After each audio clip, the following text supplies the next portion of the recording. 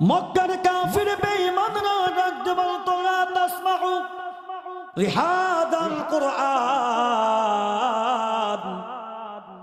তোমরা এই কোরআনের তেলাওয়াত শুনিও না। ওয়ালগাউ ফীহি লাআল্লাকুম তাগলিবুন, যেখানে কোরআনুল কারীমের তেলাওয়াত করা হয় মক্কার কাফির বেঈমানরা বলতো তোমরা সেখানে হট্টগোল সৃষ্টি করো, ফিতনা সৃষ্টি করো, যাতে করে তোমরা সফল কামিয়াব হতে পারো। খোদার কসম, মক্কার আবু জাহিল থেকে শুরু করে আজ পর্যন্ত বাংলার যত কাফের বেঈমান নাস্তিক মুরতাদরা কোরআনের বিরুদ্ধে যতই অবস্থান নিক না কেন, কোরআনকে তারা কখনো নিভিয়ে দিতে পারবে না। কথা বলেন ঠিক কিনা? ওয়াইদা কুরআন কুরআনু ফাসতামিউ লাহু ওয়া আনসিতু লাআল্লাকুম তুরহামুন।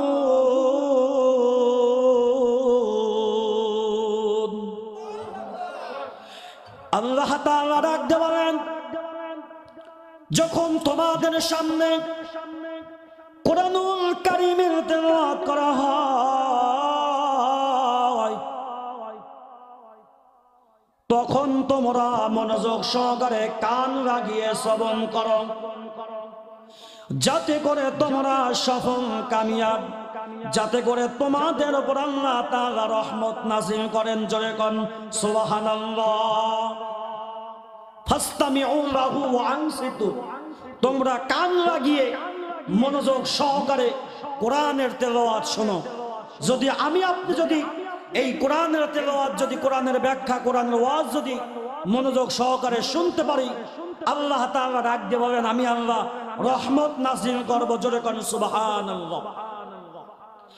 আল্লাহ রাব্বুল আলামিন কোরআনুল কারীমের মধ্যে ডাক দিয়ে বলেন, وقال الذين كفروا لا تسمعوا لهذا القرآن والغوا فيه لعلكم تغلبون। তো আওয়াজ দিয়ে বলেন আল্লাহু আকবার। মিছিল দিতে তো সকলেই অমুক নেতার মার্কা এই সেই নানান স্লোগান দিতে পারেন, কিন্তু আল্লাহু আকবারের আওয়াজ কিন্তু জবান দ্বারা জোরে করেই বলতে হবে। কথা বলেন ঠিক কিনা? আল্লাহ তাআলা ডাকতে বলেন, মক্কার কাফির বেঈমানরা ডাকতে বলতো লা তাসমাউ লিহাদাল কুরআন, তোমরা এই কোরআনের তেলাওয়াত শুনিও না। ওয়ালগাউ ফীহি লাআল্লাকুম তাগলিবুন, যেখানে কোরআনুল কারীমের তেলাওয়াত করা হয় মক্কার কাফির বেঈমানরা বলতো তোমরা সেখানে হট্টগোল সৃষ্টি করো, ফিতনা সৃষ্টি করো, যাতে করে তোমরা সফল কামিয়াব হতে পারো। খোদার কসম, মক্কার আবু জাহিল থেকে শুরু করে আজ পর্যন্ত বাংলার যত কাফের বেঈমান নাস্তিক মুরতাদরা কোরআনের বিরুদ্ধে যতই অবস্থান নিক না কেন, কোরআনকে তারা কখনো নিভিয়ে দিতে পারবে না। কথা বলেন ঠিক কিনা? এই কোরআন তো আমার কিতাব না, আপনার কোনো বাপ দাদার সম্পত্তি না। এই কিতাব হলো আল্লাহর পক্ষ থেকে নবীজির উপর নাযিল হয়েছে। জোরে কোন আল্লাহু আকবার। এই কিতাব কোন রামায়ণ না, এই কিতাব জিন্দাবাস্তা না, এই কিতাব কলকি না, এটা আল্লাহর পক্ষ থেকে নবীর প্রতি নাযিল করা হয়েছে। জোরে কোন সুবহানাল্লাহ। মুসলমান ভাইরা আমার গভীর মনোযোগ, এই কোরআনকে যদি প্রশ্ন করা হয়, কোরআন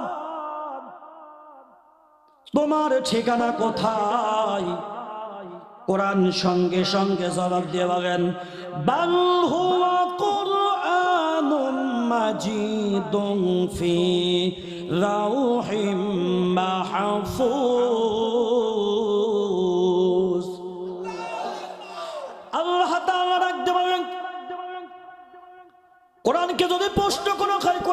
কোরআনকে কার মাধ্যমে নাযিল করা হয়েছে? কোরআন সঙ্গে সঙ্গে জবাব দিয়ে বলেন নাযালা বিহি রূহুল আমিন।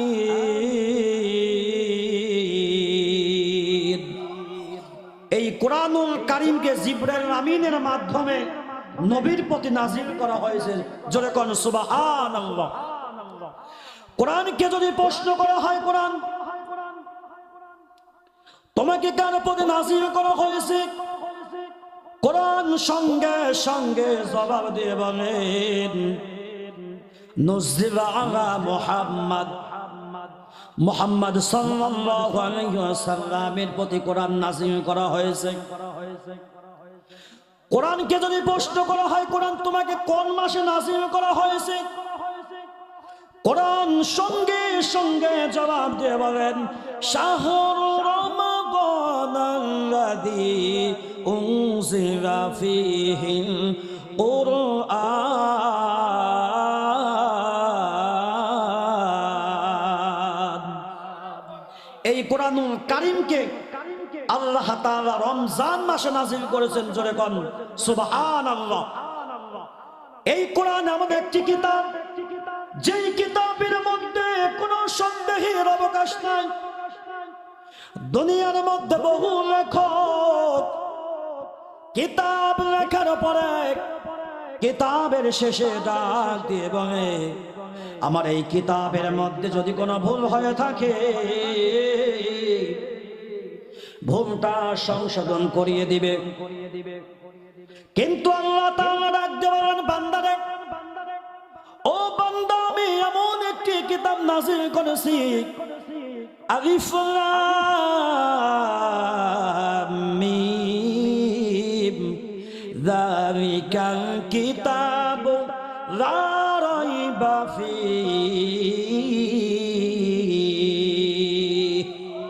এমন একটি কিতাব যেই কিতাবের মধ্যে কোনো সন্দেহের কোনো অবকাশ নাই, কোনো সন্দেহ নাই। জোরে জোরে কোন সুবহানাল্লাহ। এই কোরআনের আলোচনা করলে কোনো সমস্যা আছে? আরেকটু আওয়াজ দিবেন, কোনো সমস্যা আছে? এই কোরআনের মধ্যে সব কিছু আছে। কোরআনের মধ্যে অর্থনীতি আছে, কোরআনের মধ্যে রাষ্ট্রবিজ্ঞানের কথা আছে, কোরআনের মধ্যে কেমনে রাষ্ট্র পরিচালনা করতে হবে সেই কথা কোরআনের মধ্যে আছে। কেমনে সেনাবাহিনীকে প্রশিক্ষণ দিতে হবে এই কথাও কিন্তু কোরআনের মধ্যে আছে। কেমনে সমাজ পরিচালনা করতে হবে, কেমনে পরিবার চালাতে হবে, কেমনে রাষ্ট্র চালাতে হবে, সব কথা আল্লাহ তাআলা কোরআনুল কারীমের মধ্যে দিয়েছেন। ওয়ানাজ্জালনা আলাইকাল কিতাবা তিবয়ানাল লিকুল্লি শাইইন ওয়া হুদাও ওয়া রাহমাতাও ওয়া বুশরা লিল মুসলিমিন।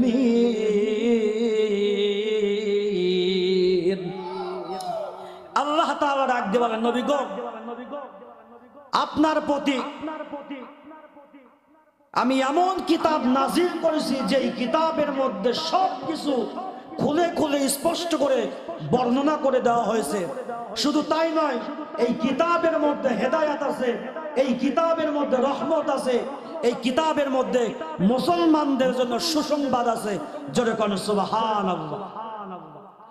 এই কিতাবকে যদি প্রশ্ন করা হয় কোরআন তোমাকে কাদের উপর নাযিল করা হয়েছে, কোরআন সঙ্গে সঙ্গে জবাব দিয়ে বলেন এই কিতাব আল্লাহ তাআলা এই কিতাবটিকে মানুষদের উপরে নাযিল করা হয়েছে। জোরে কোন সুবহানাল্লাহ। ইন্না আরাদনাল আমানাতা আলাস সামাওয়াতি ওয়াল আরদি ওয়াল জিবালি ফাআবাইনা আন ইয়াহমিলনাহা ওয়া আশফাকনা মিনহা ওয়া হামালাহাল ইনসান।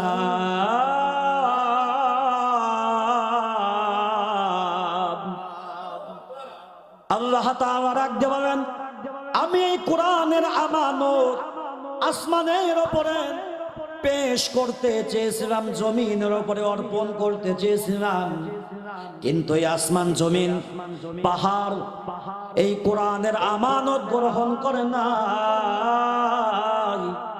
এই কোরআনের আমানত গ্রহণ করেছেন একমাত্র মানুষ জাতি। জোরে জোরে কোন সুবহানাল্লাহ। মুসলমান ভাইরা আমার গভীর মনোযোগ, এই কোরআন এমন একটি কিতাব, যেই কিতাবকে আল্লাহ তাআলা রমজান মাসে কদরের রাতে নাযিল করেছেন। আমার নবীজির উপরে এই কোরআন নাযিল করেছেন। আমার আল্লাহ ডাক দিয়ে বলেন, আমি আল্লাহ কোরআন নাযিল করেছি, আমি আল্লাহ এই কোরআনের হেফাজতকারী। জোরে জোরে কোন সুবহানাল্লাহ। মুসলমান ভাইরা আমার গভীর মনোযোগ দিয়ে শুনবেন, আমার নবী কেমন নবী। আমার নবীজি দুনিয়ার জমিনে আসার পূর্বে আমার নবীজি বাবাকে দেখতে পায় নাই। আল্লাহর নবীজি দুনিয়ার জমিনে আসার পরে কিন্তু বাবাকে দেখতে পায় নাই। আল্লাহর নবীজি এতিম নবী। আল্লাহর নবীজিকে আল্লাহ তাআলা দুনিয়ার মধ্যে এতিম হিসাবে রাখছেন। এর মধ্যে বহু কারামত আছে, এর মধ্যে বহু আল্লাহ তাআলার সিদ্ধান্তের কথা আছে। মুসলমান ভাইরা আমার গভীর মনোযোগ দিয়ে শুনবেন, আল্লাহর নবীজি দুনিয়াতে আসার পরে বাবাকে দেখতে পায় নাই। আল্লাহর নবীজি মক্কার পাশে দাঁড়িয়ে দাঁড়িয়ে কান্নাকাটি করতেছে। এমন সময় মা আমিনা মক্কার মধ্যে খুঁজতেছে, মুহাম্মদ কোথায়, মুহাম্মদ কোথায়। মুহাম্মদকে খুঁজে পাওয়া যায় না। এমন সময় আমিনা মক্কার লোকদেরকে ডাক দিয়ে বলতেছে, আমার সন্তান মুহাম্মদকে তোমরা দেখছো নি? মক্কার মানুষরা ডাক দিয়ে বলে, মুহাম্মদ নামের কাউকে চিনি না। কিন্তু একজন ছেলে পাহাড়ের পাশে দাঁড়িয়ে দাঁড়িয়ে বাবা বাবা বলে কান্নাকাটি করতেছে। এমন সময় আমিনা আমার নবীদের সামনে উপস্থিত হয়ে ডাক দিয়ে বললেন, বাবা গো, তুমি কেন কান্নাকাটি করতেছ? এবার আমার নবী ডাক দিয়ে বলে, মা গো মা, এখন সন্ধ্যা হয়ে গেছে, দেখছো নি যাদের বাবা আছে তারা তো বাবার কোলে উঠে বাড়িতে যায়, আমার বাবা নাই, আমি আমার বাবার কোলে উঠতে পারি না। ও মুসলমান ভাইরা আমার গভীর মনোযোগ দিয়ে শুনবেন, আল্লাহর নবী যে কথা বলে মায়ের গলা জড়িয়ে ধরে কান্নাকাটি করতেছে।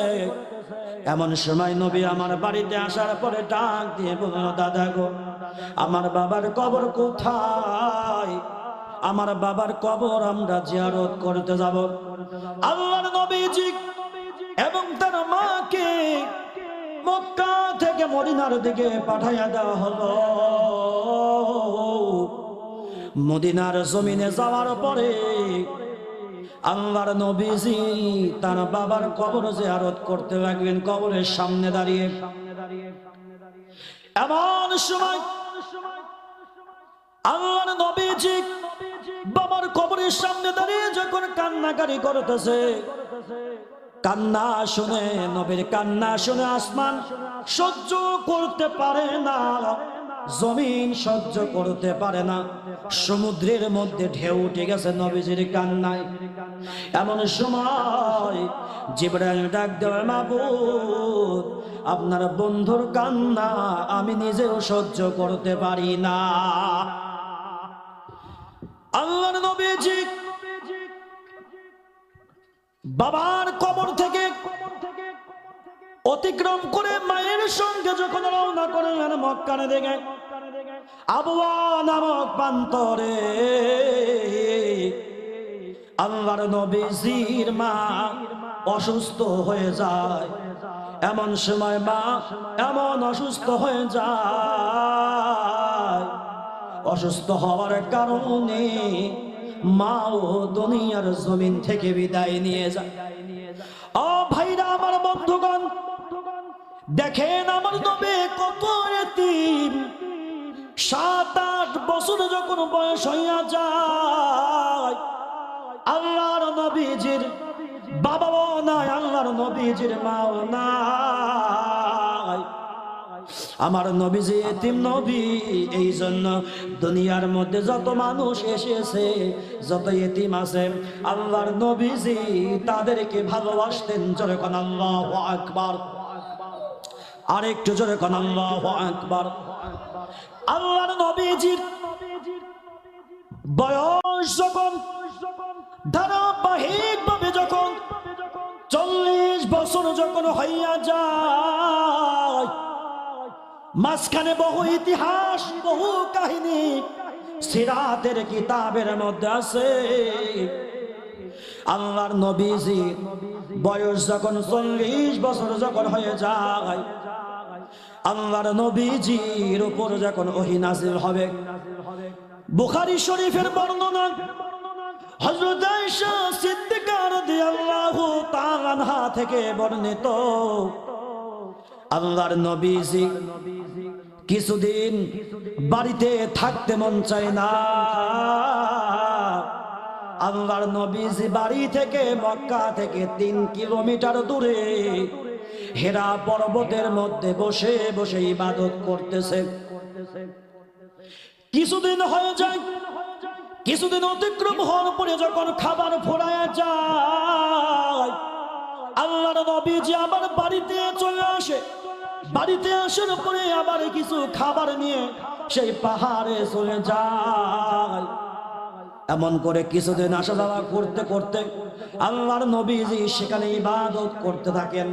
হঠাৎ করে নবীজির সামনে জিবরাইল আমিন চলে আসে। জোরে কোন আল্লাহু আকবার, কণ্ঠস্বরে আল্লাহু আকবার। এমন সময় নবীজিকে ডাক দিয়ে বলল, নবী গো, ইকরা, আপনি পড়ুন। আল্লাহর নবীজি ডাক দিয়ে বললেন, আমি পড়তে জানি না।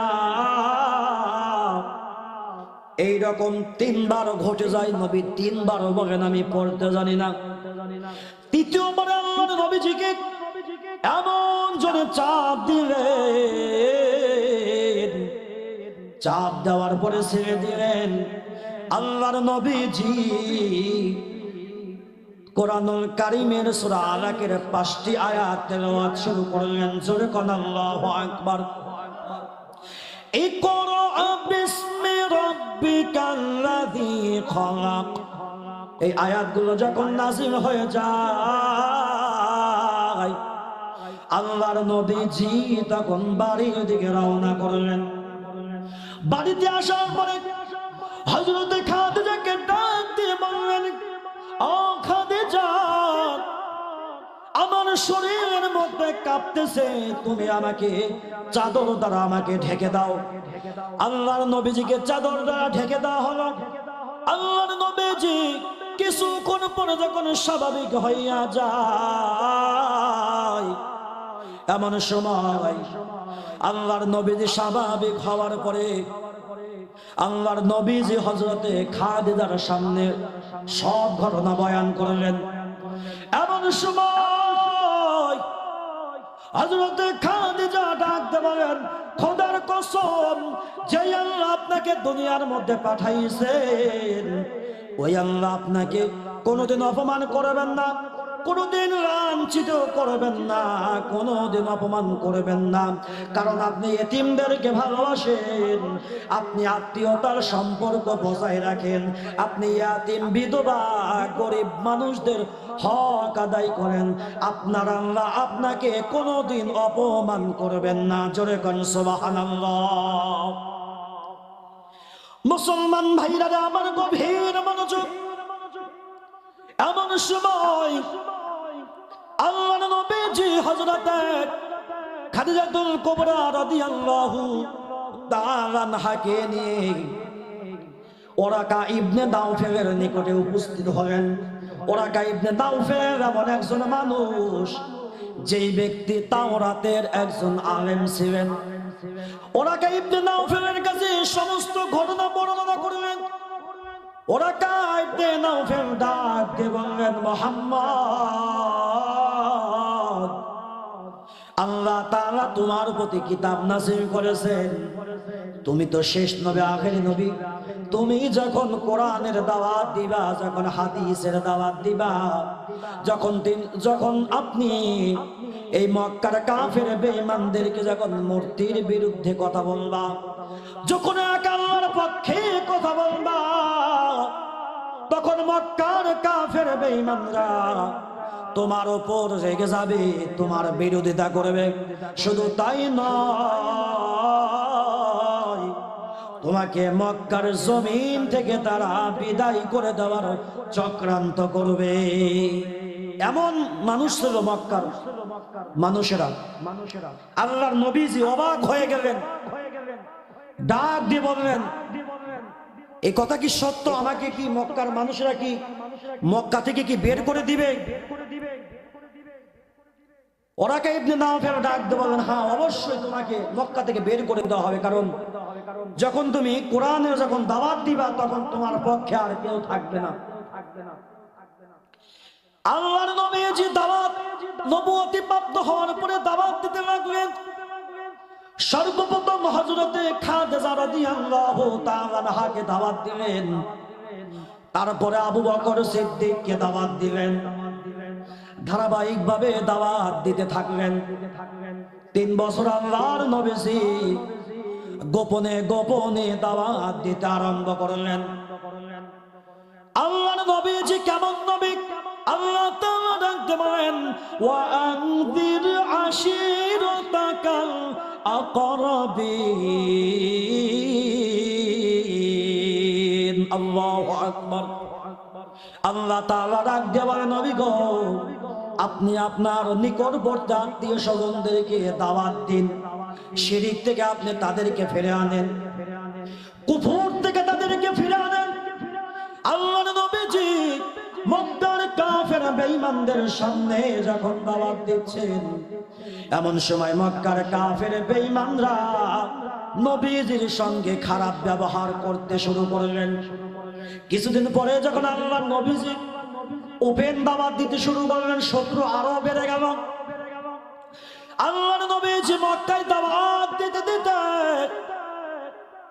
এমন একটা অবস্থা হয়ে গেল, আমার নবীজিকে কেউ দেখতে পারে না, আমার নবীজিকে কেউ দেখতে পারে না। মুসলমান ভাইরারে আমার গভীর মনোযোগ দিয়ে শুনবেন, আল্লাহর নবীজিকে কেউ দেখতে পারে না।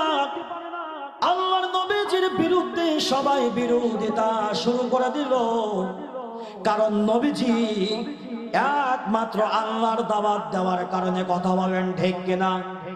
বর্তমান জামানার মানুষদের মধ্যে, বর্তমান আলেমদের মধ্যে থেকে যারা কোরআন হাদিসের দাওয়াত দেয়, ওই সমস্ত আলেমদেরকে মিথ্যা অপবাদ দিয়ে জেলখানার মধ্যে বন্দী করা হয়। কথা বলেন, ঠিক কিনা?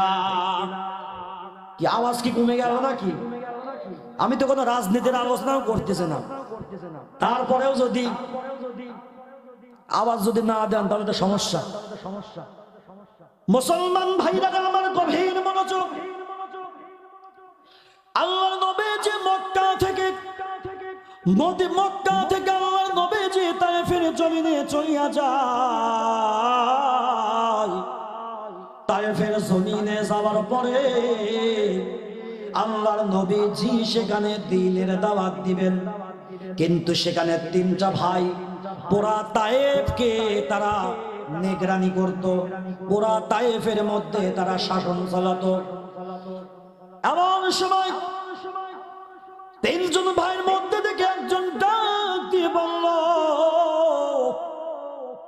আল্লাহ মানুষ পাই নাই, তোমার মতো একজন মানুষকে নবী বানাইছে। যেরকম নাউজুবিল্লাহ এমন কথা বলতে লাগলো, তোমার মতো মানুষকে যদি নবী বানাই তাহলে তো আমার উপরে আসমান ভেঙে পড়বে। যেরকম নাউজুবিল্লাহ। আমার নবীজিকে এমন এমন খারাপ খারাপ ভাষায় কষ্ট দিতে শুরু করলো। নবী আমার যখন দিনের দাওয়াত দিতে শুরু করলেন, ওই তিন ভাই চক্রান্ত করিয়া নবীজির পিছনে কিছু দুষ্ট বালকদেরকে পিছনে রেলিয়ে দেয়। আল্লাহর নবীজিকে পাথর মারতে শুরু করতে থাকে। পাথর মারতে মারতে নবীজির শরীর থেকে রক্ত প্রবাহিত শুরু করে দেয়। রক্ত বের হতে হতে আল্লাহর নবীজির জুতা মুবারক আটকে যায়। সিরাতের কিতাবের মধ্যে এসেছে আল্লাহর নবীজি একবার নয়, দুইবার নয়, আল্লাহর নবীজি তিনবার করে জমিনের মধ্যে বেহুশ হয়ে যায়। এমন সময় আল্লাহর নবীজি যখন জ্ঞান ফিরে আসে, আমার নবীজি হযরতে যায়েদ ইবনে হারেসকে ডাক দিয়ে বললেন, যায়েদ রে, আমাকে একটু পানি পান করাও। যায়েদ ইবনে হারেস রাদিয়াল্লাহু তাআলা আনহু পানি তালাশ করার জন্য তায়েফের ঘরে ঘরে গিয়ে আমার নবীজির নামে পানি চায়, কিন্তু তায়েফবাসীরা আল্লাহর নবীজিকে সেই দিন এক ফোঁটাও পানি দেয় নাই। এমন সময়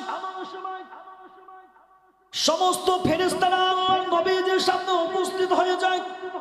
পাহাড়ের ফেরেশতারা উপস্থিত হয়ে ডাক দিয়ে বলে, নবী গো, আপনি শুধু একবার হুকুম দেন, এই তায়েফবাসীকে জমিন থেকে একেবারেই ধ্বংস করে দেব। আল্লাহর নবীজি ডাক দিয়ে বললেন, না না, এরা হয়তো বোঝে না, এই জন্য আমার সঙ্গে খারাপ ব্যবহার করেছে। যদি বুঝতো তারা কোনোদিন খারাপ ব্যবহার করতো না। আল্লাহর নবী ডাক দিয়ে বলল, এই দুনিয়ার জমিনের মধ্যে আমি নবীকে লানত স্বরূপ করে পাঠানো হয় না, এই দুনিয়ার জমিনের মধ্যে আমি নবীকে রহমত স্বরূপ করে পাঠানো হয়েছে। জোরে জোরে কোন সুবহানাল্লাহ। ওমা আরসালনাকা ইল্লা রাহমাতাল লিল আলামিন।